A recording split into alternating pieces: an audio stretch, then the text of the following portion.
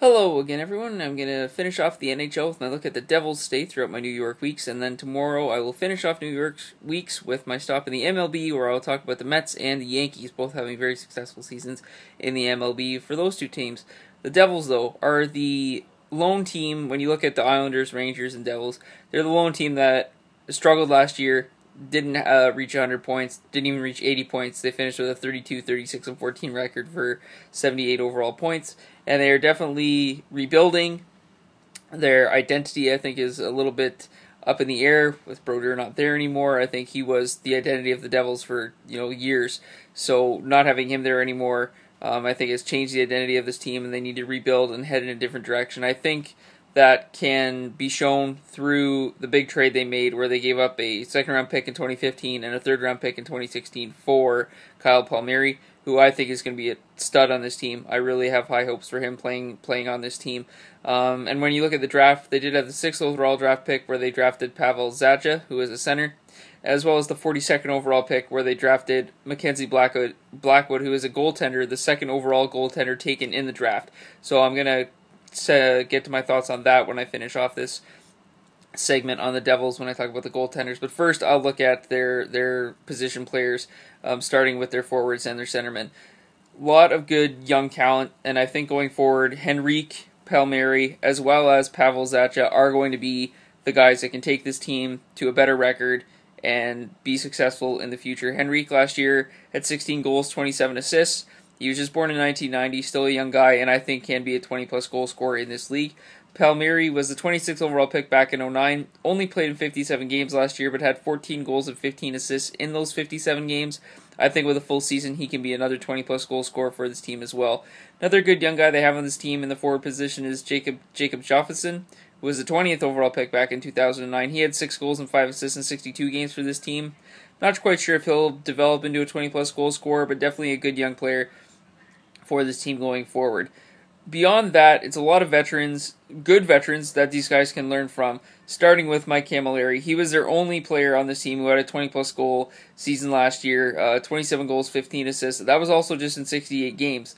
So, given a full season, I think Cammalleri can still be a 30-plus goal scorer, even at 34 years old. I still think he has that ability, because 34 isn't old by any means. He definitely can still be a 30-goal scorer for this team. And for this team to be successful, I think he has to be a 30-goal scorer. As great as Henrique and Palmieri are, they're still young. They're still going to need time to grow and develop to be those 20-plus goal scorers that I think they can be now. In the future, maybe those guys will be 30-plus goal scorers, but not today.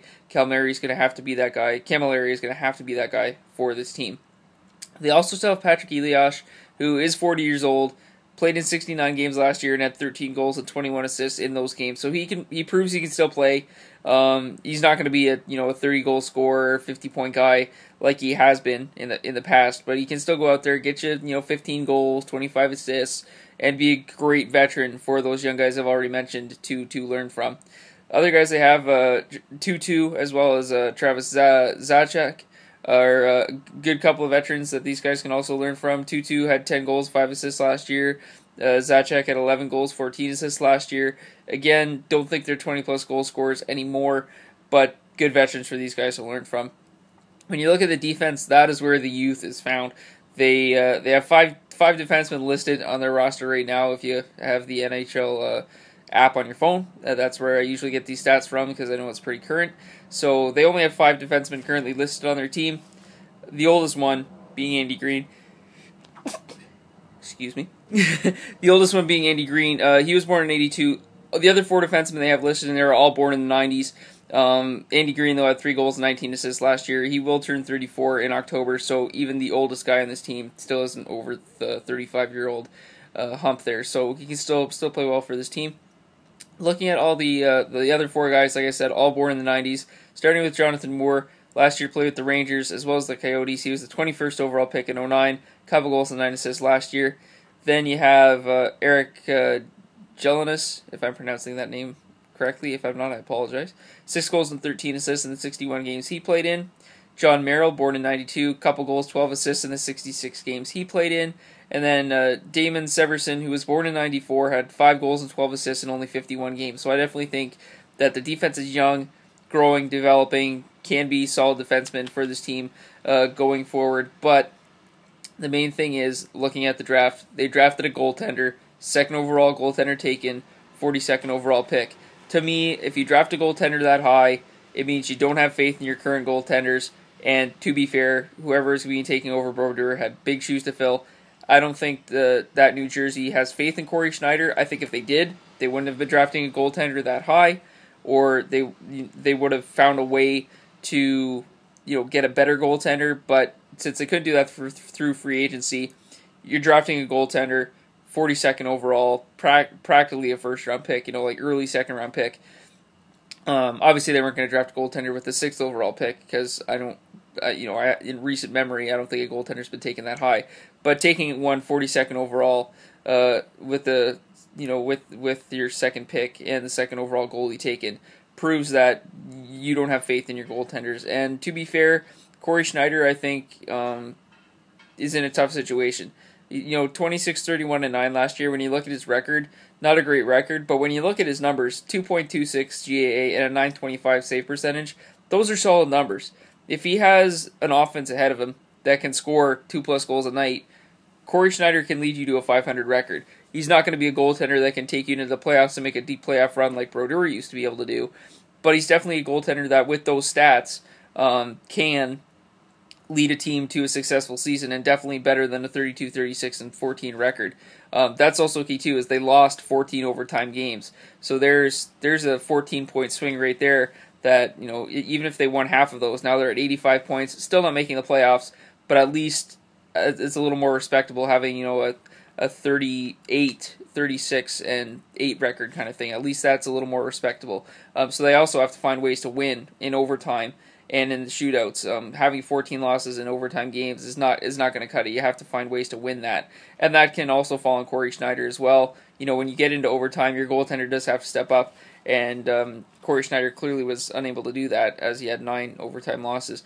But his 2.26 GAA and 925 save percentage is definitely nothing to snuff at. Those are solid numbers. You get a solid offense ahead of you. Now that you have Henrique and Palmieri, hopefully they can go and score you a bunch of goals this year, as well as Camilleri. Elias have a great, maybe this will be his last year, could have a great season for you. 2-2 Zajac, they play well. Bring in Pavel Zacha, the 6th overall pick, especially on a struggling team.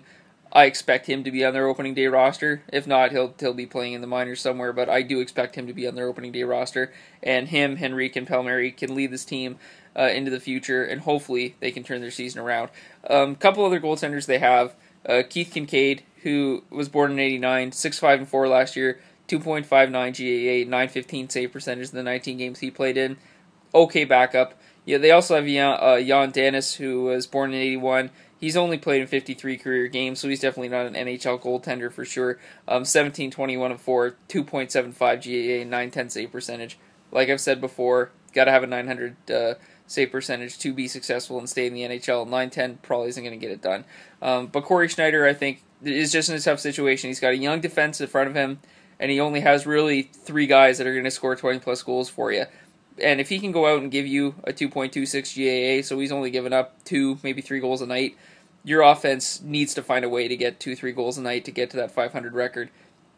Again, I don't think the Devils are playoff ready just yet. I think they're better than they were last year. I think Schneider, kind of is going to have a chip on his shoulder and wants to prove to them that he can be the goaltender for this team. I won't be surprised, though, to see Blackwood maybe backing up a few games near the end of the season, maybe even be the backup at the start of the season. We'll see what happens with that. But I think Corey Schneider is going to play well just to prove the Devils that he can be a great goaltender. But the offense has got to score the goals. The defense is still young. And as long as Devil Nation is okay with waiting a little bit longer, I think by the end of this decade, this Devils team will be another playoff team. Maybe not quite cup contending, but they will be a playoff team in a couple years from now. Not this season. Give it a couple years, and I think they will be a playoff contending team. Those are my thoughts on the Devils. Hopefully you like them. If you didn't, that's cool too. Feel free to comment, and I will be able to follow you all on Twitter. My Twitter is @GHAM614. I will follow you back if you do follow me, so please do so. I do appreciate the support. And I will be continuing New York Week tomorrow, switching over to the MLB, talking about the New York Mets. Thanks again. Bye-bye.